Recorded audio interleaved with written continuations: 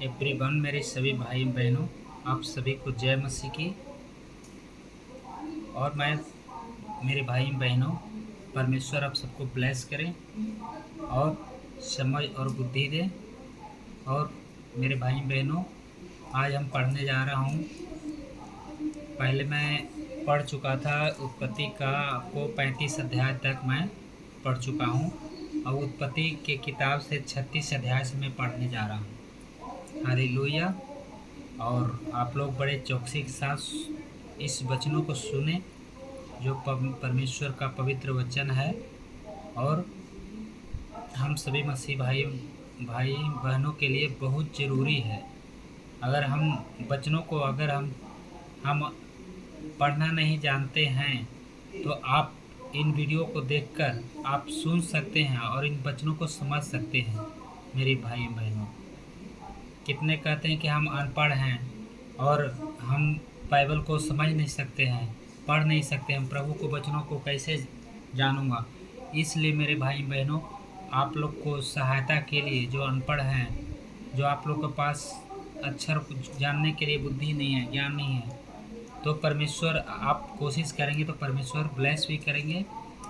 अगर नहीं कोशिश करते तो आप इन वीडियो को देखकर, जिस तरह से मैं शुरू से पढ़ रहा हूँ इस बाइबल को, हर एपिसोड के द्वारा मैं इस डाल रहा हूँ और अध्याय के द्वारा आपको बता रहा हूँ कि इतना से इतना तक आज मैंने पढ़ा, फिर कल मैंने इतने तक पढ़ा।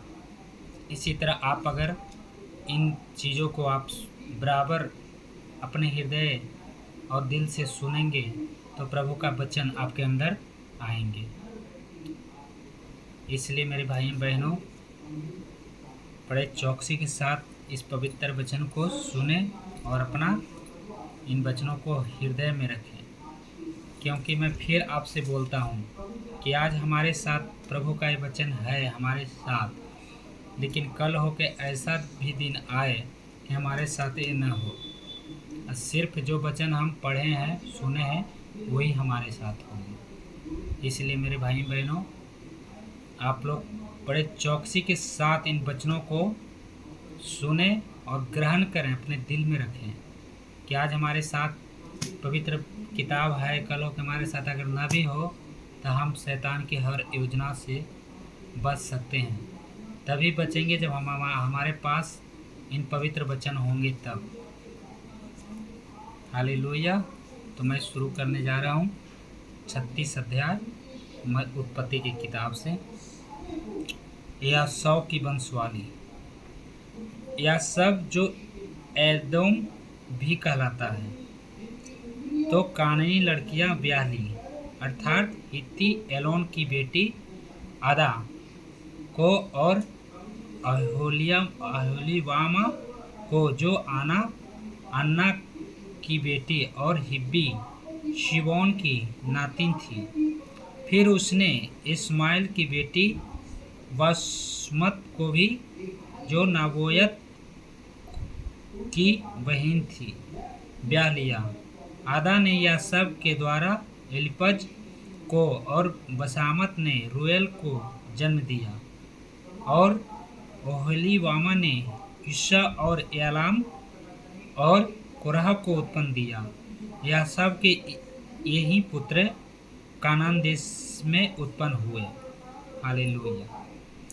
तब यह सब अपनी पत्नियों और बेटे बेटियों और घर के सब प्राणियों और अपने भेड़ बकरी और गाय बैल आदि सब पशुओं, निदान अपनी सारी संपत्ति को, जो उसने कनान देश में संचित की थी, लेकर अपने भाई याकूब के पास से दूसरे देश को चला गया, क्योंकि उनकी संपत्ति इतनी हो गई थी कि वे इकट्ठा न रह सके, और पशुओं की बहुतायत के कारण उस देश में जहाँ वे परदेशी होकर रहते थे, वे समा न सके। यह सब जो सदोम भी कहलाता है, सईर नामक पहाड़ी देश में रहने लगा। सईर नामक पहाड़ी देश में रहने वाले एदोमियों के मूल पुरुष या सब की वंशवाली यह है। या सब के पुत्र के नाम ये हैं, अर्थात या सब की पत्नी आदा का पुत्र एलिपज और उसी एसब की पत्नी बासमत का पुत्र रुएल एलिपज के वे पुत्र हुए, अर्थात तैमान, ओमार, सप्पो, गाताम और कानज। यह सब के पुत्र एलिपज के तिम्ना नामक एक रखैल थी, जिसने एलिपज के द्वारा अम्मीलोक को जन्म दिया। यह सब की पत्नी आदा के वंश में वे ही हुए। रुएल के ये पुत्र हुए, अर्थात नहत, जेरह, शमा और मिजा। यह सब की पत्नी बसामत के वंश में ये ही हुए। ओहलीबामा, जो यह सब की पत्नी और शिबोन की नातिन और अन्ना की बेटी थी, उसके ये पुत्र हुए, अर्थात उसने यह सब के द्वारा यूस, यालम और कुरहा का जन्म दिया। एसौवासियों के अधिपति ये हुए, अर्थात यह सब के जेठे एलिपज के वंश में से तैमौन अधिपति, ओमार अधिपति, सपो अधिपति, कनज अधिपति, कुरहा अधिपति, गातम अधिपति, अम्लोक अधिपति। एलिपज वासियों में से एदोम देश में ये ही अधिपति हुए और यही आदा के वंश में हुए। यह सब के पुत्र रुएल के वंश में ये हुए, अर्थात नहत अधिपति, जेरह अधिपति, शमा अधिपति, मिजा अधिपति। रुएल वासियों में से एदोम देश में से ही अधिपति हुए और यह सब की पत्नी बासमत के वंश में हुए। यह सब की पत्नी ओहोलीबामा के वंश में ये हुए, अर्थात यूस अधिपति, यालम अधिपति, कोरहा अधिपति। अन्ना की बेटी ओहोलीबामा, जो यह सब की पत्नी थी, उसके वंश में ये ही हुए। यह सब जो एदोम भी कहलाता है, उसके वंश ये ही है और उनके अधिपति भी यही हुए। सईर की वंशवाली। सईर जो होरी नामक जाति का था, उसके वे पुत्र उस देश में पहले से रहते थे। लोतान, रुएल, शिबोन, अन्ना, दिशोन, ऐशोर और दाशन एदोम देश में सईर के यही होरी जाति वाले अधिपति हुए। लोतान के पुत्र होरी और हेमाम हुए और लोतान की बहन तिम्ना थी। शोवान की ये पुत्र हुए, अल्वान, मानहत, एवल, शपो और अनाव। शिदोन के ये पुत्र हुए। अद्या और अन्ना, ये वही अन्ना हैं जिसका जंगल में अपने पिता शिबोन के गधों को चराते चराते गर्म पानी के झरने मिले। अन्ना के दिशोन नाम पुत्र हुआ और उसी अन्ना के ओहलीबामा नामक बेटी हुई। दिशोन के ये पुत्र हुए, हेमदान, एशबोन, इत्रोन और करान। एशेर के ये पुत्र हुए, बिल्हान, जवान और अकान। दिशोन के ये पुत्र हुए, उस और अरस। हेरियो के अधिपति ये हुए। लोतोन अधिपति, शौल अधिपति, शिबोन अधिपति, अन्ना अधिपति, दिशोन अधिपति, एशेर अधिपति, दोशन अधिपति। सही देश में होरी जाति वाले यही अधिपति हुए। एदोम के राजा। फिर जब इस्राएलियों पर किसी राजा ने राज्य न किया था, तब भी एदोम के देश में ये राजा हुए। बोर के पुत्र बेला ने एदोम में राज्य किया और उसकी राजधानी का नाम दिन्हावा है। बेला के मरने पर बेस्त्रा निवासी जेरह का पुत्र योबाब उसके स्थान पर राजा हुआ। याकूब के मरने पर तेमनानियों के देश का निवासी हुशम उसके स्थान पर राजा हुआ। फिर हुशाम के मरने के बाद पर मदद बदद का पुत्र हदद उसके स्थान पर राजा हुआ। यह वही है जिसने मिद्यानियों को मिस्याब के देश में मार लिया और उसकी राजधानी का नाम अबीत है। हदद के मरने पर मस्र का निवासी शमला उसके स्थान पर राजा हुआ। फिर शमला के मरने पर शाऊल भी महानद के तट वाले रहोबत नगर का था, वह उसके स्थान पर राजा हुआ। शाऊल के मरने पर अकबर का पुत्र बलहान उसके स्थान पर राजा हुआ।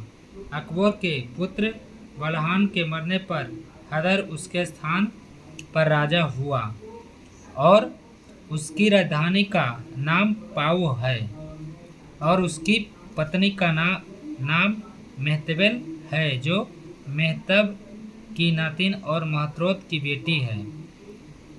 एसाव वासियों के अधिपतियों के कुलों और स्थानों के अनुसार उनके नाम ये हैं: तिम्ना अधिपति, अलवा अधिपति, एतेत अधिपति, ओहोलिबाम अधिपति, एनला अधिपति, पिनोन अधिपति, कनन अधिपति, तैमान अधिपति, मिसार अधिपति, मंगीएल अधिपति, ईरान अधिपति। एडोमवासियों ने जो देश अपना कर लिया था उसके निवास स्थानों में उनके यही अधिपति हुए। एदोम जाति का मूल पुरुष ये सब है। यूसुफ और उसके भाई याकूब तो कनान देश में रहता था, जहाँ उसका पिता परदेशी होकर रहता था। याकूब के वंश का वृत्तांत यह है: यूसुफ 70 वर्ष का होकर अपने भाइयों के संग भेड़ बकरियों को चराता था, और वह लड़का अपने पिता की पत्नी बिल्हा और जिल्फा के पुत्रों के संग रहा करता था और उनकी बुराइयों का समाचार अपने पिता के पास पहुंचाया करता था। इस्राएल अपने सब पुत्रों से बढ़ के यूसुफ से प्रीति रखता था, क्योंकि वह उसके बुढ़ापे का पुत्र था और उसने उसके लिए एक रंग बिरंगी अंगरखा बनवाया। परंतु जब उसके भाइयों ने देखा कि हमारा पिता हम सब भाइयों से अधिक उसी से प्रीति रखता है, तब वे उससे बैर करने लगे और उसके साथ ठीक से बात भी नहीं करते। यूसुफ ने एक स्वप्न देखा और अपने भाइयों से उसका वर्णन किया। तब वे उससे और भी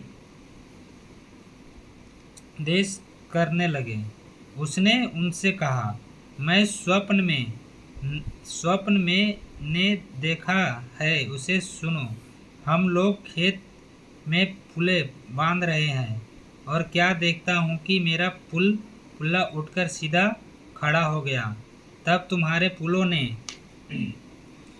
मेरे पुल्लों को चारों तरफ से घेर लिया और उसे दंडवत किया। तब उसके भाइयों ने उससे कहा, क्या सचमुच तू हमारे ऊपर राज करेगा, या क्या सचमुच तू हम पर प्रभुता करेगा?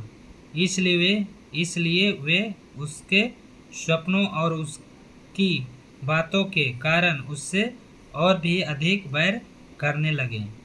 फिर उसने एक और स्वप्न देखा और अपने भाइयों से उसका भी ये वर्णन किया। सुनो, मैंने एक और स्वप्न देखा है कि सूरज और चंद्रमा और 11 तारे मुझे दंडवत कर रहे हैं।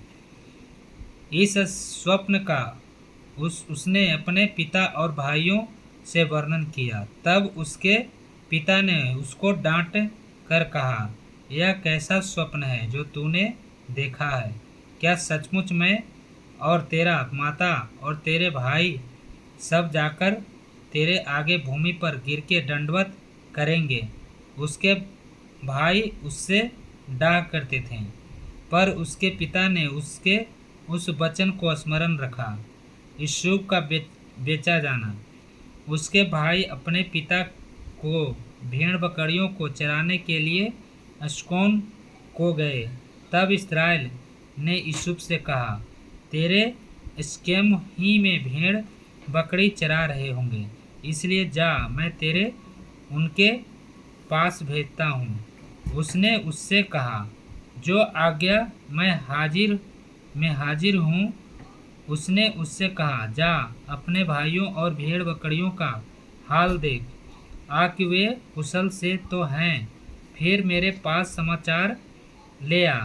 अतः उसने उसको हेब्रोन की तराई में विदा कर दिया, और वह स्केम में आया, और एक एक मनुष्य ने उसको मैदान में इधर उधर भटकते हुए पाकर उससे पूछा, तू क्या ढूंढता है? उसने कहा, मैं अपने भाइयों को ढूंढता हूँ, कृपया मुझे बता कि वे भेड़ बकरियों को कहाँ चरा रहे हैं। उस मनुष्य ने कहा, वे यहाँ से चले गए हैं, और मैंने उनको यह कहते सुना कि आओ हम दोतान को चलें। इसलिए यूसुफ अपने भाइयों के पीछे चला और उन्हें दोतान में पाया। जो ही उन्होंने उसे दूर से आते देखा, तो उसके निकट आने के पहले ही उसे मार डालने का यंत्र रचा। और वे आपस में कहने लगे, देखो, वह स्वप्न देखने वाला आ रहा है, इसलिए आओ हम उसको घात करके किसी गड्ढे में डाल दें, और यह कह देंगे कि कोई बनेले पशु उसको खा गया। फिर हम देखेंगे कि उसको स्वप्नों का क्या फल होगा। यह सुन के रूबेन ने उसको उनके हाथ से बचाने के विचार से कहा, हम उसको प्राण से तो न मारें। फिर रूबेन ने उनसे कहा, लहू मत बहाओ, उसको जंगल के इस गड्ढे में डाल दो, और उस पर हाथ मत उठाओ। वह उसको उनके हाथ से छुड़ाकर पिता के पास फिर पहुंचाना चाहता था। इसलिए ऐसा हुआ कि जब यूसुफ अपने भाइयों के पास पहुंचा, तब उन्होंने उसका रंग बिरंगा अंगरखा जिसे वह पहने हुए था उतार लिया, और यूसुफ को उठाकर गड्ढे में डाल दिया। और गड्ढा सूखा था और उसमें कुछ जल न था। तब वह रोटी खाने बैठ गए, और आंखें उठाकर क्या देखा कि इस्माइलियों का एक दल ऊँटों पर सुगंध द्रव्य, बलसान और गंधरस लादे हुए गिलास से मिस्र को चला जा रहा है। तब यहूदा ने अपने भाइयों से कहा, अपने भाई को घात करने और उसका खून छिपाने से क्या लाभ होगा? आओ हम उसे इस्राएलियों के हाथ बेच डालें, और अपने हाथ उस पर न उठाएं, क्योंकि वह हमारा भाई और हमारी ही हड्डी है, मांस है। और उसके भाइयों ने उसकी बात मान ली। तब मिधानी व्यापारी उधर से होकर उनके पास पहुँचे। अतः यूसुफ के भाइयों ने उसके उस गड्ढे में से खींच के बाहर निकाला, और इस्राएलियों के हाथ चांदी के 20 टुकड़ों में बेच दिया, और वे यूसुफ को मिस्र ले गए। रूबेन ने गड्ढे पर लौटकर क्या देखा कि यूसुफ गड्ढे में नहीं है, इसलिए उसने अपने वस्त्र फाड़े और अपने भाइयों के पास लौटकर कहने लगा, लड़का तो नहीं है, अब मैं किधर जाऊं? तब उन्होंने यूसुफ का अंगरखा लिया और एक बकरे को मार के उसके लहू में उसे डुबा दिया, और उन्होंने उस रंग बिरंगे अंगरखों को अपने पिता के पास भेजकर कहला दिया कि यह हमको मिला है। अतः देखकर पहचान ले कि यह तेरे पुत्र का अंगरखा है कि नहीं। उसने उसको पहचान लिया और कहा, हाँ, यह मेरे ही पुत्र का अंगरखा है। किसी दुष्ट पशु ने उसको खा लिया है। निस्संदेह यूसुफ फाड़ डाला गया है। तब याकूब ने अपने वस्त्र फाड़े और कमर में टाट लपेटा और अपने पुत्र के लिए बहुत दिनों तक विलाप करता रहा। उसके सब बेटे बेटियों ने उसको शांति देने का प्रयत्न किया, पर उसको शांति न मिली और वह यही कहता रहा, मैं तो विलाप करता हुआ अपने पुत्र के पास अधोलोक में उतर जाऊंगा। इस प्रकार उसका पिता उसके लिए रोता ही रहा। इस बीच मिद्यानियों ने यूसुफ को मिस्र में ले जाकर पोतीफर नामक फिरौन के एक हाकिम और अंगरक्षकों के प्रधान के हाथ भेज डाला। यहूदा और तामार। उन्हीं दिनों में ऐसा हुआ कि यहूदा अपने भाइयों के पास से चला गया और हीरा नामक एक अदुल्लामवासी पुरुष के पास डेरा किया। वहाँ यहूदा ने शुआ नामक एक कानानी पुरुष की बेटी को देखा और उससे विवाह करके उसके पास गया। वह गर्भवती हुई और उसके एक पुत्र उत्पन्न हुआ और यहूदा ने उसका नाम पर यर रखा। वह फिर गर्भवती हुई और उसके एक पुत्र और उत्पन्न हुआ और उसका नाम ओनान रखा गया। फिर उसके एक पुत्र और उत्पन्न हुआ और उसका नाम सेला रखा गया। और जिस समय इसका जन्म हुआ उस समय यहूदा काजीब में रहता था और यहूदा ने तमार नाम की एक स्त्री से अपने जेठे यर को विवाह कर दिया, परंतु यहूदा का वह जेठा पर यहोवा के लेखे में दुष्ट था, इसलिए यहोवा ने उसको मार डाला। तब यहूदा ने अमनोन से कहा, अपनी भौजाई के पास जा और उसके साथ देवर का धर्म पूरा करके अपने भाई के लिए संतान उत्पन्न कर। ओनान जानता था कि संतान मेरी न ठहरेगी, इसलिए ऐसा हुआ कि जब वो अपनी भौजाई के पास गया तब उसने भूमि पर भी गिराकर नाश किया, जिससे ऐसा न हो कि उसके भाई के नाम से वंश चले। वह काम जो उसने किया उससे यहोवा अप्रसन्न हुआ और उसने उसको भी मार डाला।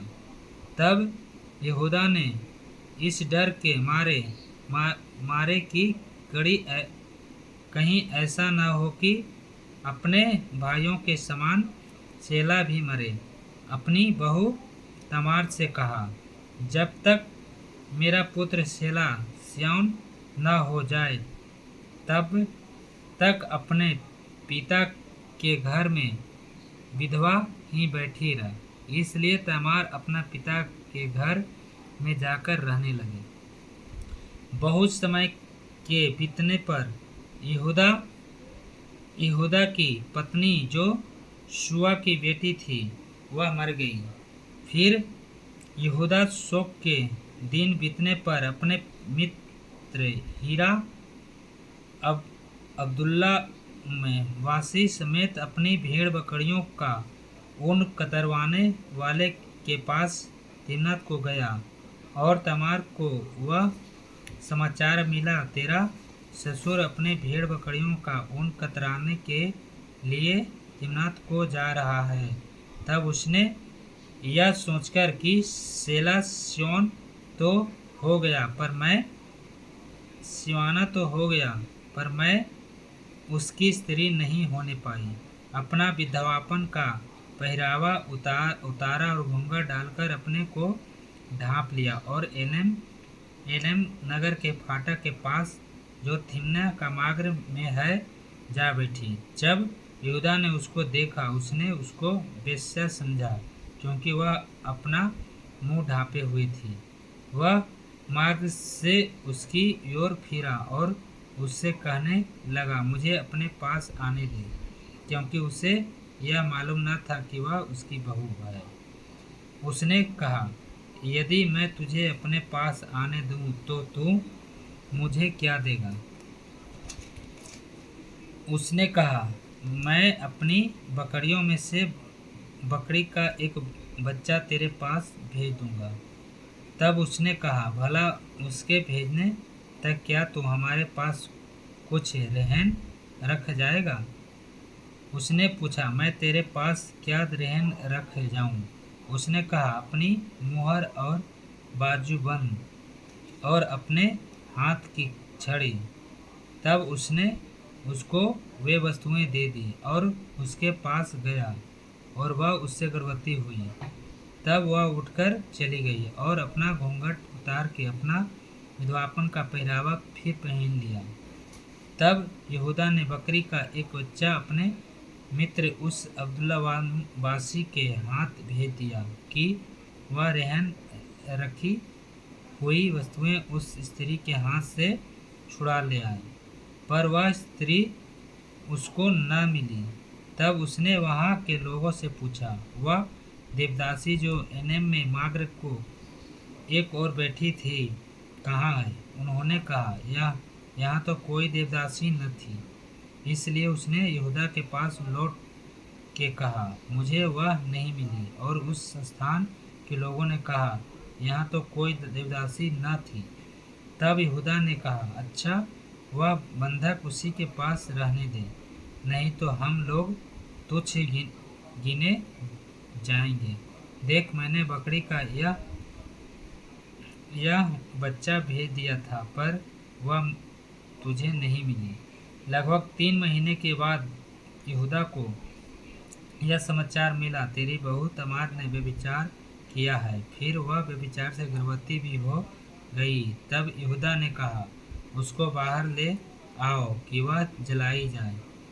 जब उसे बाहर निकाला जा रहा था, तब उसने अपने ससुर के पास यह कहला भेजा कि जिस पुरुष की ये वस्तुएं हैं, उसी से मैं गर्भवती हूँ। फिर उसने यह भी कहलाया कि पहचान तो सही कि यह मुहर और बजवान और छड़ी किसकी है? यहूदा ने उन्हें पहचानकर कहा, वह तो मुझसे कम दोषी है, क्योंकि मैंने उसका अपने पुत्र शेला से विवाह न किया और उसने उससे भी कभी प्रसंग न किया। जब उसके जनने का समय आया, तब यह जान पड़ा कि उसके गर्भ में जुड़वे बच्चे हैं। और जब वे जनने लगी, तब एक बालक का हाथ बाहर आया और धाय ने लाल सूत लेकर उसके हाथ में यह कहते हुए बांध दिया कि पहले यही उत्पन्न हुआ। जब उसने हाथ सिमेट लिया, तब उसका भाई उत्पन्न हो गया। तब उस धाय ने कहा, तू क्यों गर्भवश निकल आया है? इसलिए उसका नाम पेरेस रखा गया। पीछे उसका भाई, जिसके हाथ में लाल सूत बंधा था, उत्पन्न हुआ और उसका नाम जेरह रखा गया, यूसुफ और पोतीफर की पत्नी। जब यूसुफ मिस्र में पहुंचाया गया, तब पोतीफर नामक एक मिस्री ने, जो फिरौन का हाकिम और अंगरक्षकों का प्रधान था, उसको इश्माएलियों के हाथों से जो उसे वहां ले गए थे मोल लिया। यूसुफ अपने मिस्री स्वामी के घर में रहता था और यहोवा उसके संग था, इसलिए वह भगवान पुरुष हो गया। और यूसुफ के स्वामी ने देखा कि यहोवा उसके संग रहता है और जो काम वह करता है उसको यहोवा उसके हाथ से सफल कर देता है। तब उसके अनुग्रह की दृष्टि उस पर हुई और वह उसकी सेवा टहल करने के लिए नियुक्त किया गया।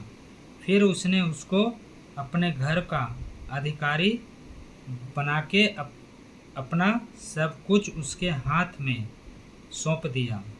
जब से उसने उसको अपनी घर का और अपनी सारी संपत्ति का अधिकारी बनाया, तब से यहोवा यूसुफ के कारण उस मिस्त्री के घर पर आशीष देने लगा, और क्या घर में क्या मैदान में उसका जो कुछ था सब पर यहोवा की आशीष होने लगी। इसलिए उसने अपना सब कुछ यूसुफ के हाथ में वहाँ तक छोड़ दिया कि अपने खाने के रोटी को छोड़ वह अपनी संपत्ति का हाल कुछ न जानता था। यूसुफ सुंदर और रूपवान था। इन बातों के पश्चात ऐसा हुआ कि उसके स्वामी की पत्नी ने यूसुफ की ओर आंख लगाई और कहा, मेरे साथ सो। पर उसने अस्वीकार करते हुए अपने स्वामी की पत्नी से कहा, सुन, जो कुछ इस घर में है मेरे हाथ में है, उसे मेरा स्वामी कुछ नहीं जानता, और उसने अपना सब कुछ मेरे हाथ में सौंप दिया है। इस घर में मुझसे बड़ा कोई नहीं, और उसने तुझे छोड़ जो उसकी पत्नी है मुझसे कुछ नहीं रख छोड़ा। इसलिए भला मैं ऐसी बड़ी दुष्टता करके परमेश्वर का अपराधी क्यों बनूं? और ऐसा हुआ कि वह प्रतिदिन यूसुफ से बातें करती रही, पर उसने उसकी न मानी कि उसके पास लेटे या उसके संग रहे। एक दिन क्या हुआ कि यूसुफ अपना काज करने के लिए घर में गया, और घर के सेवकों में से कोई भी घर के अंदर न था। तब उस स्त्री ने उसका वस्त्र पकड़कर कहा, मेरे साथ सो। पर वह अपना वस्त्र उसके हाथ में छोड़कर भागा और बाहर निकल गया। यह देखकर कि वह अपना वस्त्र मेरे हाथ में छोड़कर बाहर भाग गया, उस स्त्री ने अपने घर के सेवकों को बुलाकर कहा, देखो, वह एक इब्री मनुष्य को हमारा तिरस्कार करने के लिए हमारे पास ले आया है। वह तो मेरे साथ सोने के मतलब से मेरे पास अंदर आया था, और मैं ऊंचे स्वर में चिल्ला उठी, और मेरी बड़ी चिल्लाहट सुनकर वह अपना वस्त्र और मेरे पास छोड़कर भागा और बाहर निकल गया, और वह उसका वस्त्र उसके स्वामी के घर आने तक अपने पास रखी रही।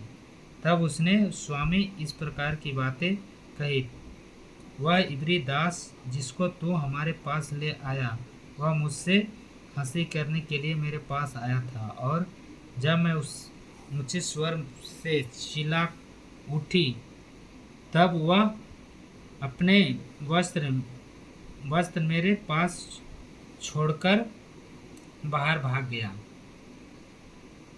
अपनी पत्नी की ये बातें सुनकर कि तेरे दास ने मुझसे ऐसा काम किया, यूसुफ के स्वामी का कोप भड़का, और यूसुफ के स्वामी ने उसको पकड़कर बंदीगृह में जहाँ राजा के कैदी बंदी थे डलवा दिया।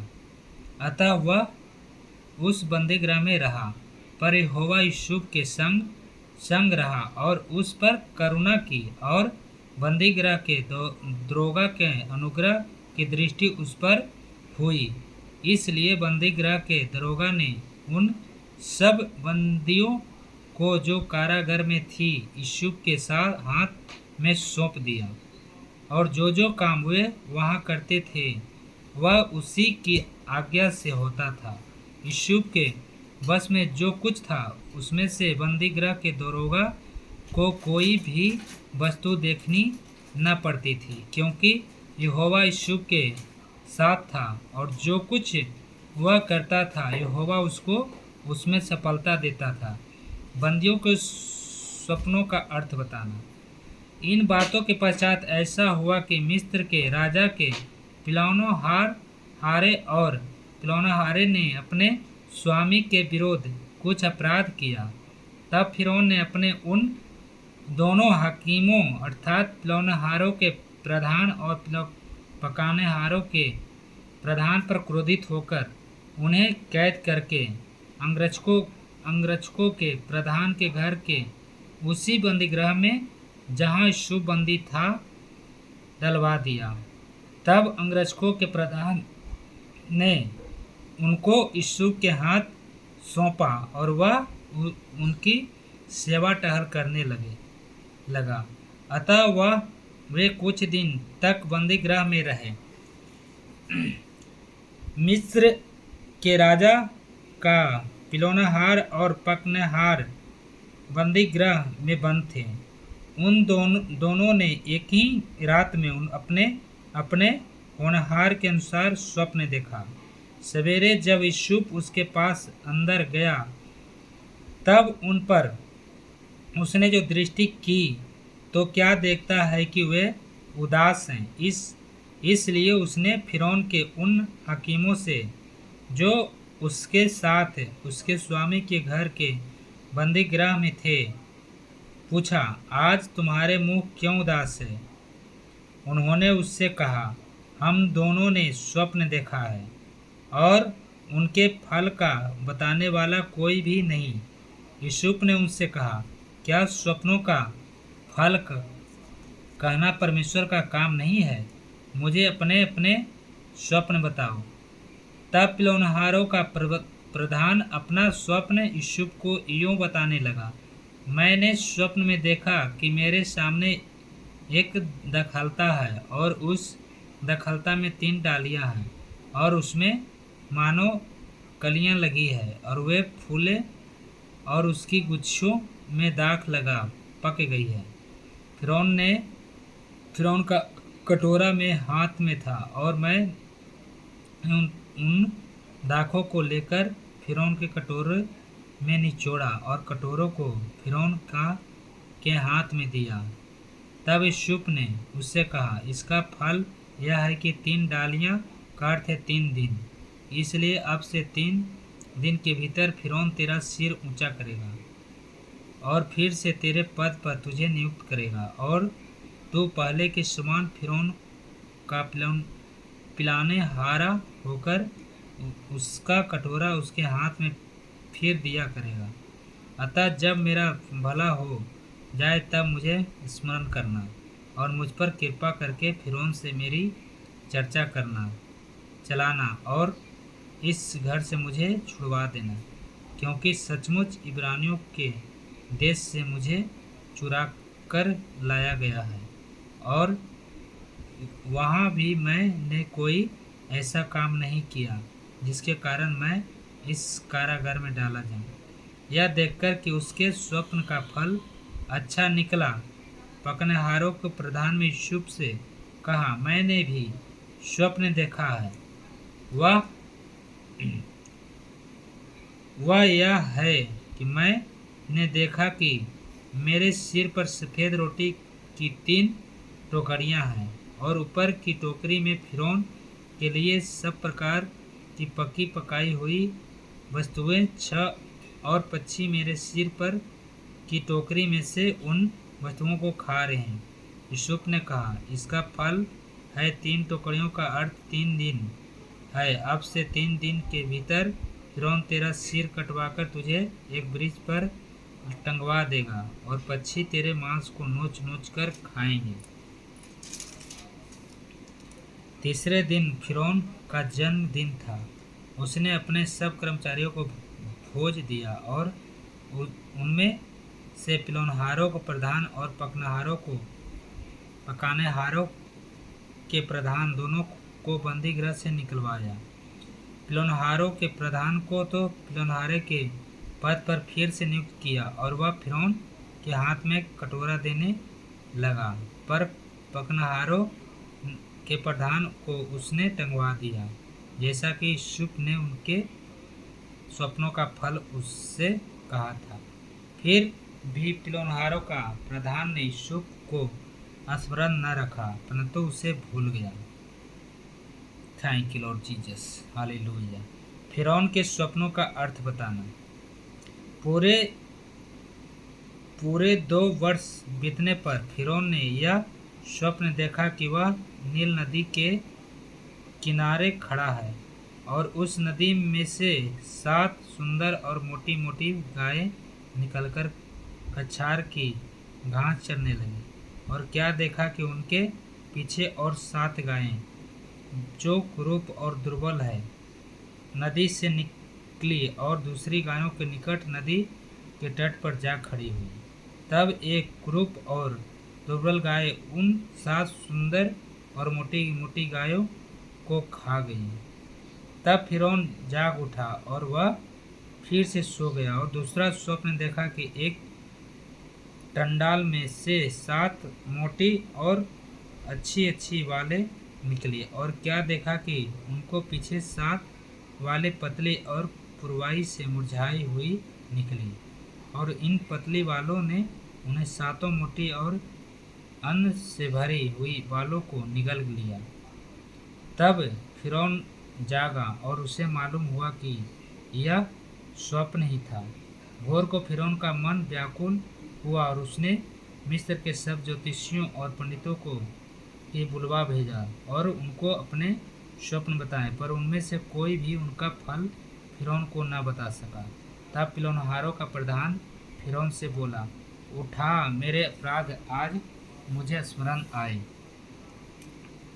जब फिरौन अपने दासों से क्रोधित हुआ था और मुझे और पकड़हारों के प्रधान को कैद करा के अंगरक्षकों के प्रधान के घर के बंदी गृह में डाल दिया था, तब हम दोनों ने एक ही रात में अपने अपने होनहार के अनुसार स्वप्न देखा। वह हमारे साथ एक इब्री जवान था जो अंगरक्षकों के प्रधान का दास था। अतः हमने उसको बताया और उसने हमारे स्वप्नों का फल हमसे कहा। हम में से एक एक के स्वप्न का फल उसने बता दिया और जैसा जैसा फल उसने हमसे कहा था वैसा ही हुआ भी।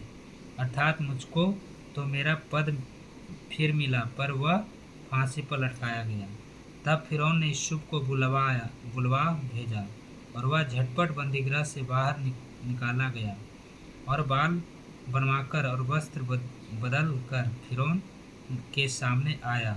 फिरौन ने यूसुफ से कहा, मैंने एक स्वप्न देखा और उसके फल का बताने वाला कोई भी नहीं, और मैंने तेरे विषय में सुना है कि तू स्वप्न सुनते ही उसका फल बता सकता है। यूसुफ ने फिरौन से कहा, मैं तो कुछ नहीं जानता, परमेश्वर ही फिरौन के लिए शुभ वचन देगा। फिर फिरौन यूसुफ से कहने लगा, मैंने अपने स्वप्न में देखा कि मैं नील नदी के किनारे खड़ा हूँ। फिर क्या देखा कि नदी में 7 मोटी और सुंदर सुंदर गायें निकलकर कछार की घास चरने लगी। फिर क्या देखा कि उनके पीछे 7 और गायें निकली जो दुबली और बहुत कुरूप और दुर्बल है। मैंने सारे मिस्र में ऐसे ही कुडौल गाय कभी नहीं देखा। इस दुर्बल और कुंडौल गाय ने उन पहली 7 मोटी मोटी गायों को खा लिया, और जब वे उनका खा गई तब यह मालूम नहीं होता था कि वे उनकी खा गई है, क्योंकि वे पहले के समान जैसी की तैसी कुडौल रही। तब मैं जाग उठा। फिर मैंने दूसरा स्वप्न देखा कि एक ही टंडाल में 7 अच्छी अच्छी और अन्न से भरी हुई बालें निकली। फिर क्या देखता हूँ कि उन्हें पीछे और 7 बालें छूछी छूछी और पतली और पुरवाई से मुरझाई हुई निकली, और इन पतली बालों ने उन 7 अच्छी अच्छी बालों को निगल लिया। इसे मैंने ज्योतिषियों को बताया, पर इसका समझाने सहारा कोई नहीं मिला। तब यूसुफ ने फिरौन से कहा, फिरौन का स्वप्न एक ही है। परमेश्वर जो काम करना चाहता है उसको उसने फिरौन पर प्रकट किया है। वे 7 अच्छी अच्छी गाय 7 वर्ष हैं, और वे 7 अच्छी अच्छी वाले भी 7 वर्ष हैं। स्वप्न एक ही है। फिर उनके पीछे जो दुर्बल और कुडौल और गाय निकली और जो 7 छुची पुरवाई से मुरझाई हुई बालें निकली, वे अकाल के 7 वर्ष होंगे। यह वही बात है जो मैं फिरौन से कह चुका हूँ कि परमेश्वर जो काम करना चाहता है उसे उसने फिरौन को दिखाया है। सुन, सारे मिस्र देश में 7 वर्ष तो बहुतायत की उपज के होंगे, उनके पश्चात 7 वर्ष अकाल के आएंगे और सारे मिस्र देश में लोग इस सारी उपज को भूल जाएंगे और अकाल से देश का नाश होगा और सुकाल बहुतायत की उपज देश में फिर स्मरण न हो रहेगा, क्योंकि अकाल अत्यंत भयंकर होगा। और फिरौन ने जो यह स्वप्न 2 बार देखा है, इसका भेद यही है कि यह बात परमेश्वर की ओर से नियुक्त हो चुकी है और परमेश्वर इसे शीघ्र ही पूरा करेगा। इसलिए अब फिरौन किसी समझदार और बुद्धिमान पुरुष को ढूंढ कर के उसे मिस्र देश पर प्रधानमंत्री ठहराए। फिरौन यह करे कि देश पर अधिकारियों को नियुक्त करे और जब तक सुकाल का 7 वर्ष रहे तब तक वह मिस्र देश की उपज का 5 मसा लिया करे और वे इन अच्छे वर्षों में सब प्रकार की भोजन वस्तु इकट्ठा करे और नगर नगर में भंडार घर भोजन के लिए फिरौन के वश में करके उसकी रक्षा करे। वह भोजन वस्तु अकाल के उन 7 वर्षों के लिए जो मिस्र देश में आएंगे देश के भोजन के लिए रखी रहे, जिससे देश का उस अकाल से सत्यानाश न हो जाए। यूसुफ का प्रधानमंत्री बनाया जाना। यह बात फिरौन और उसके सारे कर्मचारियों को अच्छी लगी, इसलिए फिरौन ने अपने कर्मचारियों से कहा, क्या हम को ऐसा पुरुष जैसा यह है जिसमें परमेश्वर का आत्मा रहता है मिल सकता है? फिर फिरौन ने यूसुफ से कहा, परमेश्वर ने जो तुझे इतना ज्ञान दिया है कि तेरे तुल्य कोई समझदार और बुद्धिमान नहीं, इस कारण तू मेरे घर का अधिकारी होगा और तेरा आज्ञा के अनुसार मेरी सारी प्रजा चलेगी। केवल राजगद्दी के विषय में मैं तुझसे बड़ा ठहरूंगा। फिर फिरौन ने यूसुफ से कहा, सुन, मैं तुझको मिस्र के सारे देश के ऊपर अधिकारी ठहरा देता हूँ। तब फिरौन ने अपने हाथ से अंगूठी निकाल के यूसुफ को हाथ में पहना दी और उसको बढ़िया मलमल के वस्त्र पहनवा दिया और उसके गले में सोने की जंजीर डाल दी और उसको अपने दूसरे रथ पर चढ़वाया और लोग उसके आगे आगे यह प्रचार करते चले गए कि घुटना टेक कर दंडवत करो। और उसने उसको मिस्र के सारे देश के ऊपर प्रधानमंत्री ठहराया। फिर फिरौन ने यूसुफ से कहा, फिरौन तो मैं हूँ, पर सारे मिस्र देश में कोई भी तेरी आज्ञा के बिना हाथ पांव न हिलाएगा। तब फिरौन ने यूसुफ का नाम शपनातापनेहु ने रखा और उन नगर के याजक पोतीवेस पेरा की बेटी आसनत से उसका विवाह कर दिया। और यूसुफ सारे मिस्र देश में दौड़ा करने लगा। जब यूसुफ मिस्र के राजा फिरौन के सम्मुख खड़ा हुआ तब वह 30 वर्ष का था। वह फिरौन के सम्मुख से निकलकर सारे मिस्र देश में दौरा करने लगा। सुकाल के 7 वर्षों में भूमि बहुतायत से उत्पन्न अन्न उपजाती रही और यूसुफ उन 7 वर्ष में सब प्रकार की भोजन वस्तु जो मिस्र देश में होती थी जमा करके नगरों में रखता गया और हर एक नगर के चारों ओर के खेतों की भोजन वस्तुओं को वह उसी नगर में इकट्ठा करता गया। इस प्रकार यूसुफ ने उस अन्न को समुद्र की बालू के समान अत्यंत बहुतायत से राशि गिन के रखा, यहाँ तक कि उसने उनका गिनना छोड़ दिया क्योंकि वे असंख्य हो गई। अकाल के प्रथम वर्ष के आने से पहले यूसुफ के 2 पुत्र ओन के याजक पोतीफेरा की बेटी अशांता से जन्मे। यूसुफ ने अपने जेठे का नाम यह कहे कि मनरसे रखा और परमेश्वर ने मुझसे मेरा सारा क्लेश और मेरे पिता का सारा घराना भुला दिया है। दूसरे का नाम उसने यह कहकर एप्रैम रखा कि मुझे दुख भोगने के देश में परमेश्वर ने फलवंत किया। मिस्र देश के सुकाल के 7 वर्ष समाप्त हो गए और यूसुफ के कहने के अनुसार 7 वर्षों के लिए अकाल आरंभ हो गया। अब देश में अकाल पड़ने लगा, परंतु सारे मिस्र देश में अन्न था। जब मिस्र का सारा देश भूखों मरने लगा, तब प्रजा फिरौन से चिल्ला चिल्ला कर रोटी मांगने लगी, और वह सब मिस्रियों से कहा करता था, यूसुफ के पास जाओ और जो कुछ वह तुमसे कहे वही करो। इसलिए जब अकाल सारी पृथ्वी पर फैल गया और मिस्र देश में अकाल का रूप भयंकर हो गया, तब यूसुफ सब भंडारों को खोल खोल के मिस्रियों के हाथ अन्न बेचने लगे। इसलिए सारी पृथ्वी के लोग मिस्र में अन्न मोल लेने के लिए यूसुफ के पास आने लगे, क्योंकि सारी पृथ्वी पर भयंकर अकाल पड़ा था। Hallelujah, thank you Lord Jesus, महान परमेश्वर। तो मेरे भाई बहनों, आज मैंने पढ़ा 36 अध्याय से लेकर 42 अध्याय तक।